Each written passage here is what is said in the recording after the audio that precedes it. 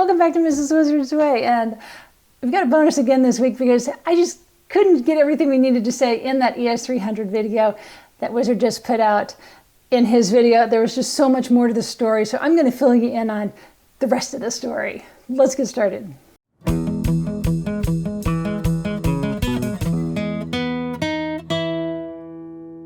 If you haven't watched the Wizard's ES300 video, you have to do that first. The link is in the description below. This is the rest of the story. This is some of the information that we just weren't able to put into the video that we created for him because, of course, that's so focused on the car aspect of it. This is more of the person aspect of it.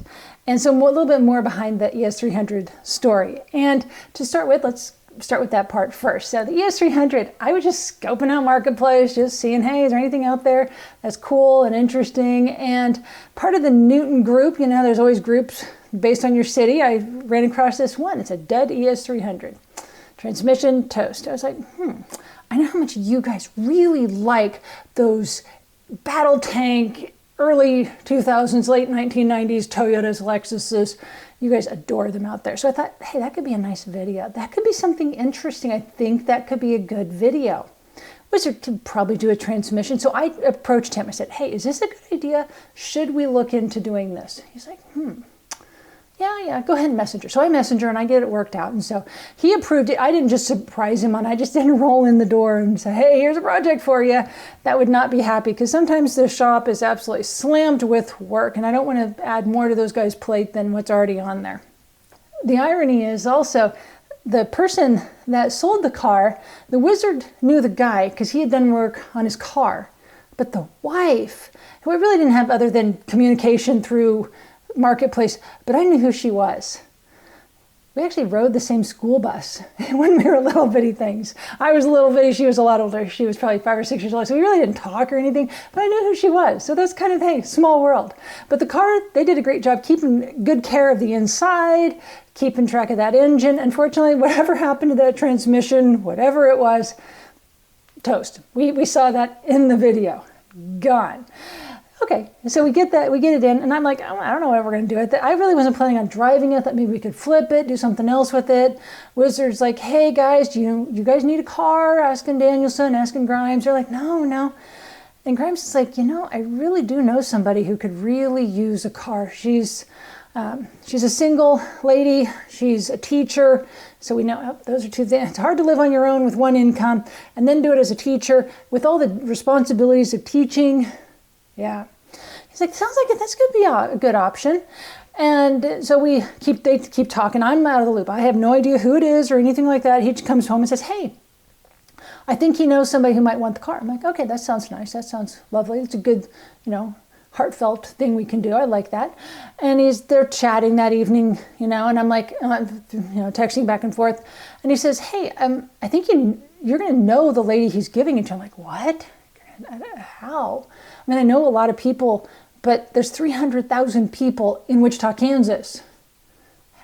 How would I happen to have known the one person that needs it? But I did. Addie graduated about a dozen years ago. It wasn't the 100 years ago I joked with. It wasn't the 2 years. No, it was about a dozen years ago. And when I was like, Addie. When he said the name, I was like, yeah, that kind of sounds familiar. I kind of remember. And then the gears kept turning and turning and turning. I'm like, oh yeah, I remember her. She was the one who always wore sandals all the time, even in February. And so it was like, it's 20 degrees outside. It could be 5 degrees outside. Addie. She's like, oh, my feet, it's fine. My feet, I don't care. They don't get cold. No.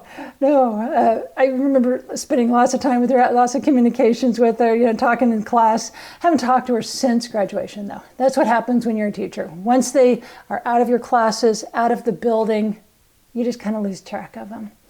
Unless they're on Facebook, but then even then, that's not really communication and connecting like it was when you were in school. So I started to remember her more and more, remember her friends, yeah. But it was great. It was like, hey, I remember this child. Again, hadn't talked to her, hadn't seen her until she walked through the door right before we started filming. Okay. Did she know about the car? Of course she did. She didn't ask for the car. She didn't beg for the car. She didn't say, can I have a car? I need a car. We told her, we have a car, we want to give it to you because we know what the need is. Okay. And so she did know about it beforehand. Grimes had talked to her because it takes more of a commitment to, when you get a free car, it's not quite so free. There's still things you got to do. There's the insurance you got to pay the tags, the taxes, any other repairs that need to be done on it past what we've already done. So it's not just a free car, it's not so free. But she accepted that. She's like, I am in such need of a car. This is ridiculous. So when she gets dropped off, yes, I said dropped off at our shop, because her car died. This is dead. It couldn't even make it to the shop. Now, mind you, she teaches in Wichita. Our shop's in Newton, which is about 30 miles away. There's no way. So another teacher was like, hey, I will so do this for you. She was so happy for her as well. So we're chatting and everything, but okay, got to go film. So we go film. Okay, maybe our acting isn't the best, but we're not actors. We're, former teachers and car mechanics and current teachers. So, okay. But you got the gist of what we did. That was the point. We gave her the car. Had she had the title beforehand? No. Had she had the keys beforehand? Had she driven it? No. Until then. So when we see her off, Wizard was said in the video that she's on her way driving home. Well, he thought that, but that's not actually kind of what happened. She was still nervous. She had had such an unreliable car for so long.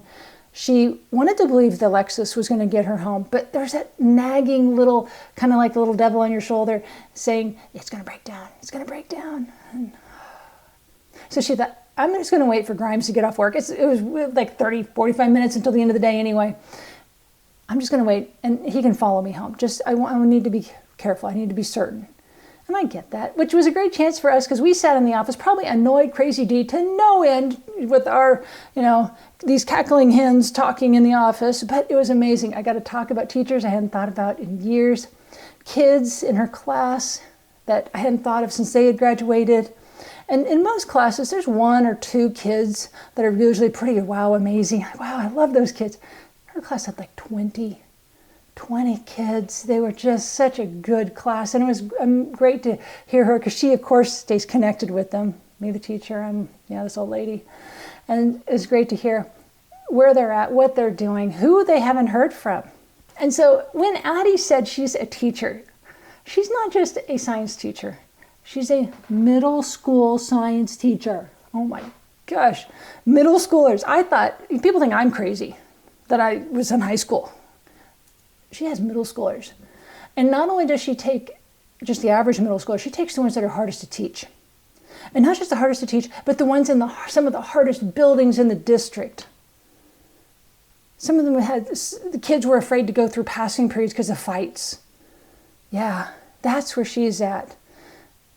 Why is education that way? Not so sure. Sorry, I'm going to step on my soapbox here super quick, but I'm so happy we gave it to her. Being that especially now that she's teaching, she's helping those kids out, especially all those difficult kids, and making a huge difference. And I wish that the world would figure out that teaching isn't a job you just throw peanuts at. It's a job where you entrust these people with our children.